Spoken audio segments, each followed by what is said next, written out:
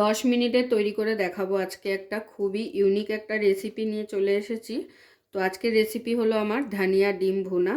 এটা কিন্তু লাখ টাকা দিলেও কোনো রেস্টুরেন্টে পাবেন না। এই রেসিপিটা এতটাই টেস্টি হয়, না খেলে বুঝতে পারবেন না। তো আজকের এই রেসিপিটা তৈরি করার জন্য আমার যা যা লাগবে আমি সমস্ত কিছু গুছিয়ে নিয়েছি।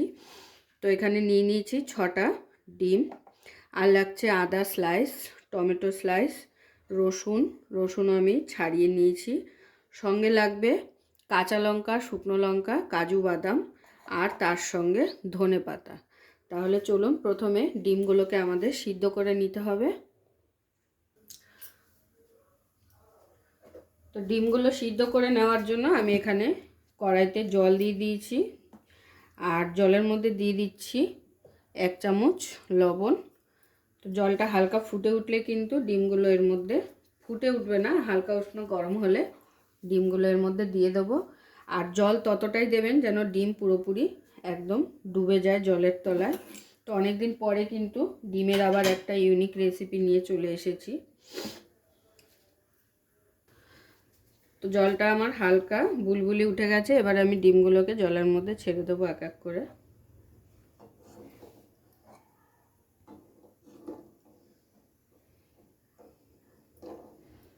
তো ডিমটা সিদ্ধ করতে করতে আমাদের কিন্তু এই যে আদা, টমেটো, রসুন এগুলো নিয়েছি, এগুলো একটু তেলে ফ্রাই করে নিয়ে এটার একটা সুন্দর পেস্ট করে নিতে হবে।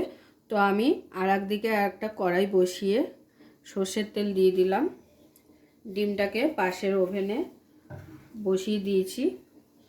এবারে এই সমস্ত কিছুকে আমাদের তেলের মধ্যে খুব সুন্দরভাবে হালকা করে একটু ভেজে নিতে হবে।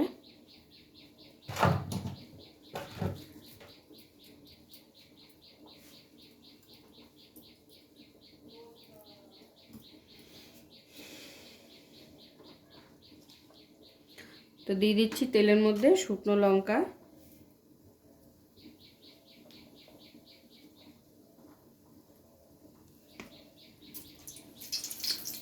শুকনো লঙ্কাটাকে প্রথমে হালকা নাড়াচাড়া করে ভেজে নেব।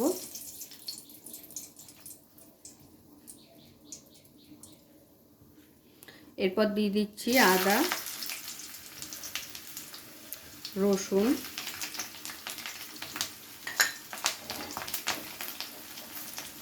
কাঁচা লঙ্কা, কাজু বাদাম, টমেটো,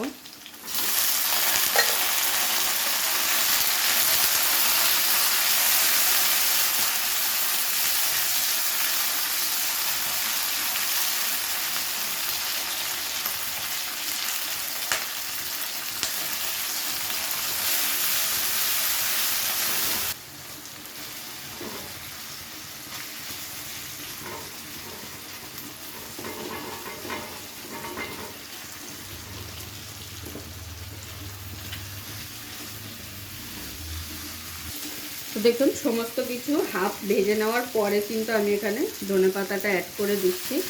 ধনেপাতাটা আগে দিয়ে দিলে কিন্তু ধনেপাতাটা একদম মজে নরম হয়ে যাবে। তো সেই কারণে প্রথমে ওই বাকি মশলাগুলো হালকা ভেজে নিয়ে তারপরে কিন্তু ধনেপাতাটা অ্যাড করতে হবে। দারুণ টেস্ট হয় কিন্তু এই রেসিপিটা, যারা এখনো পর্যন্ত খাননি অবশ্যই একবার ট্রাই করবেন। ডিম ধনিয়া ভুনা রেসিপিটার নাম।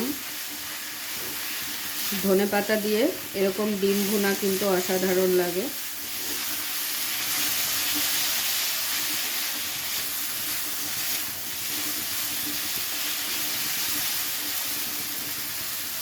তো সমস্ত কিছু ভেজে নেওয়া হয়ে গেছে, এবারে আমি এটাকে একটু ঠান্ডা করে নেব একটা প্লেটে, তারপরে মিক্সিং জারে করে এটার একটা দারুণ পেস্ট তৈরি করে নিতে হবে। তো গ্যাসটা আমি অফ করে দিয়েছি, এটাকে এখন একটা প্লেটে তুলে ঠান্ডা করে নেব।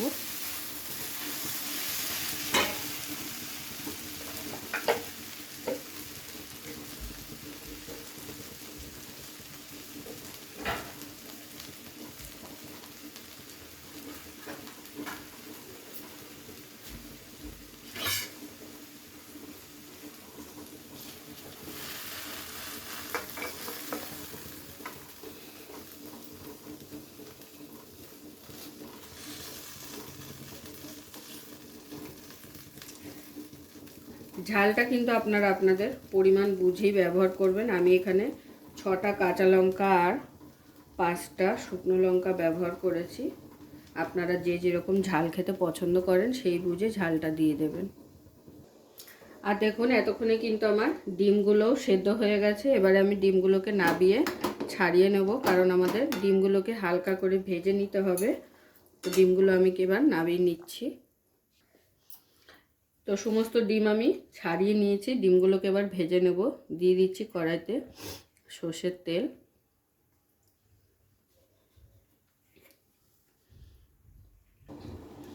এবারে আমি ডিমগুলোকে তেলের মধ্যে ডাইরেক্ট ভেজে নেব। আর ডিমগুলো ভাজার আগে কিন্তু আমি এরকম একটু হালকা করে কাট লাগিয়ে নিয়েছি ডিমগুলোতে।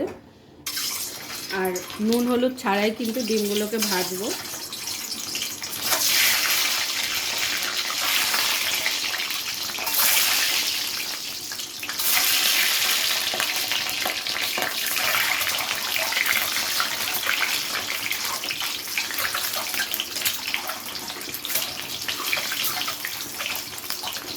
একদমই হালকা করে কিন্তু ভাজতে হবে, যেন খুব বেশি কালার না হয়ে যায়।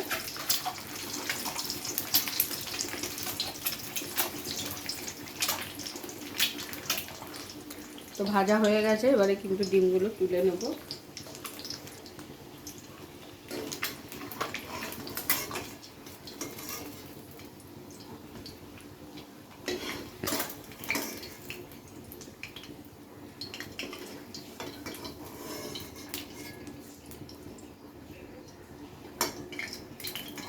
তো এতক্ষণে আমার মশলাও কিন্তু একদম ঠান্ডা হয়ে গেছে। আমি এবারে মিক্সিং জারের মধ্যে নিয়ে মশলাটাকে বেটে নেব।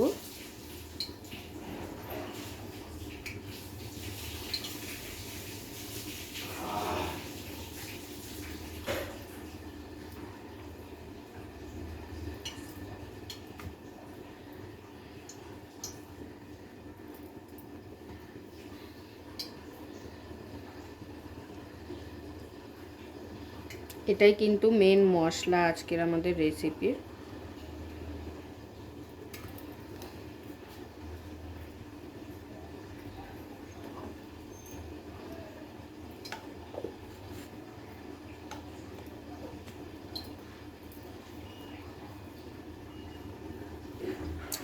তাহলে দেখুন আমাদের মশলা কিন্তু বেটে নেওয়া হয়ে গেছে। এবারে চলে যাব পরের স্টেপে।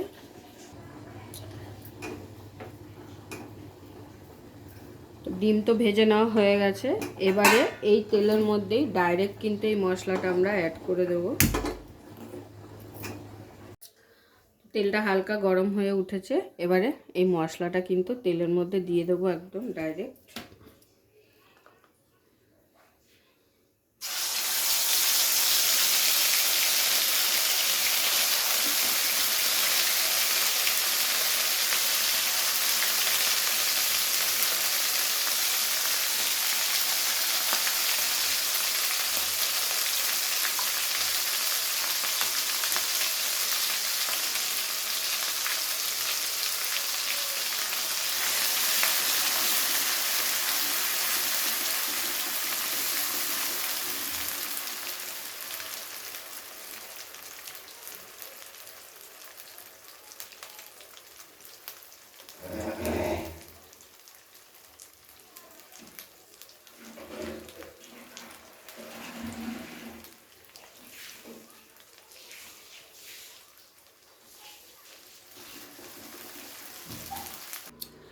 মশলাটা যেহেতু আমাদের সমস্তটাই ভেজে নেওয়া, তো সেই কারণে খুব বেশি সময় কিন্তু মশলাটা কষানোর প্রয়োজন হবে না। মিনিট 4-5 একটু কষিয়ে নিলেই কিন্তু হয়ে যাবে। আমরা যেমন অন্যান্য রান্নায় মশলাটাকে বেশ অনেকটা সময় নিয়ে কষাই, এটা কিন্তু তার প্রয়োজন হবে না। হালকা একটু তেলের মধ্যে ভাজা ভাজা করে নেব। তো মশলাটাকে কিন্তু আমাদের খুব বেশি কষানোর প্রয়োজন নেই, আগেই বলেছি। তো আমার মশলা কিন্তু কষিয়ে নেওয়া হয়ে গেছে অলরেডি। আমি এবারে এর মধ্যে যে ভেজে রেখেছি ডিমগুলো সেগুলো দিয়ে দেবো।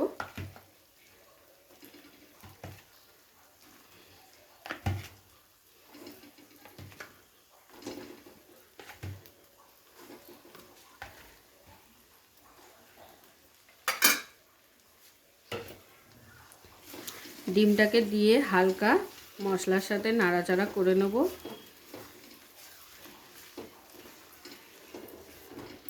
আর দিয়ে দেবো এখানে কিছুটা ফেটিয়ে নেওয়া টক দই।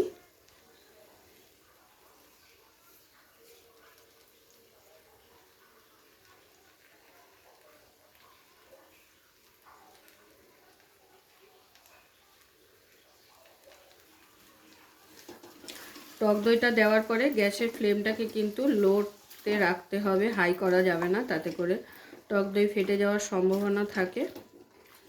দেখতেই পেলেন কত কম উপকরণে একদম সহজ উপায় এই রেসিপিটা কিন্তু আপনারা তৈরি করে খেয়ে নিতে পারবেন। আর অসাধারণ লাগে, আগেই বলেছি, আবারও বলছি, একবার না খেলে কিন্তু বুঝতেই পারবেন না যে এই ডিমের রেসিপিটা কতটা স্বাদ হয়। তো খুব ভালো করে সমস্ত মশলার সাথে ডিমটাকে একবার কষিয়ে নিলাম। এবারে দিয়ে দেবো এখানে সামান্য পরিমাণ একটু জল।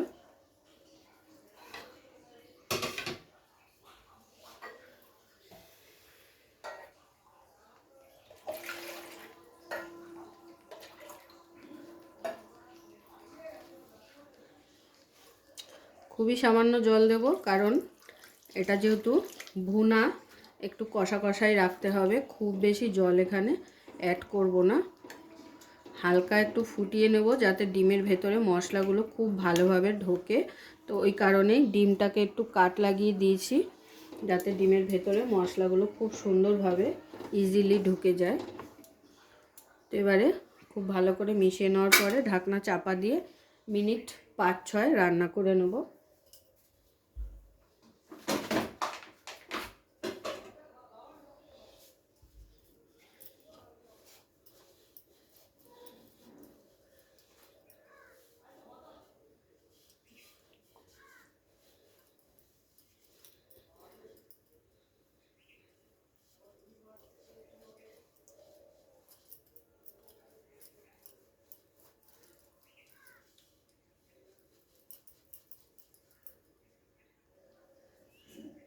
তো দিয়ে দিলাম ঢাকনা চাপা।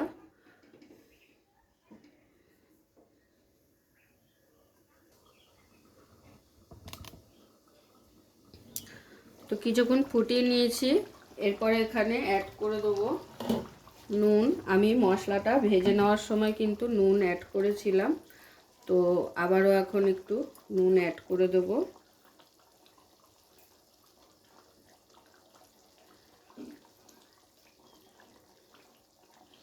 স্বাদ অনুযায়ী লবণটা দিয়ে দিতে হবে।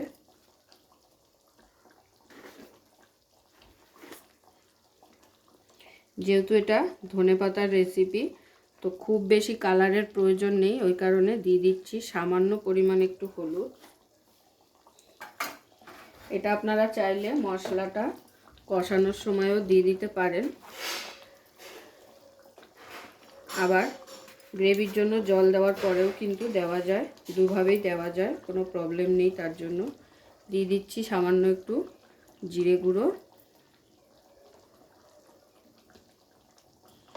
এই মশলাগুলো খুবই সামান্য সামান্য পড়বে, আর সঙ্গে দিয়ে দিচ্ছি গরম মশলা। এখানে কিন্তু আর কোনো রকম মশলা পড়বে না, কাশ্মীরি লঙ্কা গুঁড়ো বা শুকনো লঙ্কা গুঁড়ো, খুব বেশি কালার কিন্তু এটা হবে না। সমস্ত মশলা দিয়ে আবারও একবার খুব ভালো করে নাড়াচাড়া করে মিশিয়ে নেব।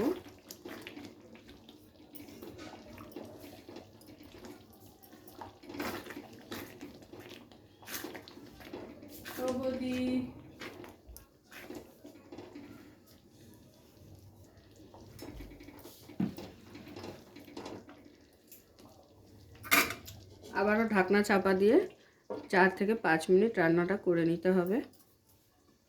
তো দেখুন আবারও প্রায় 4 থেকে 5 মিনিট হয়ে গেছে, আমি ঢাকনা চাপা দিয়ে রান্নাটা করে নিয়েছি। তো আমাদের ডিম ধনিয়া ভুনা কিন্তু একদম রেডি। ধনেপাতা দিয়ে ডিমের এই রেসিপিটা একদম পারফেক্টলি রেডি হয়ে গেছে। এবারে আমি গরম গরম প্লেটে সার্ভ করে দেখাবো। আর প্রতিবারের মতো অবশ্যই আমার ভিডিও আপনাদের ভালো লেগেছে, আর যদি ভালো লেগে থাকে লাইক কমেন্ট শেয়ার করতে কিন্তু ভুলবেন না।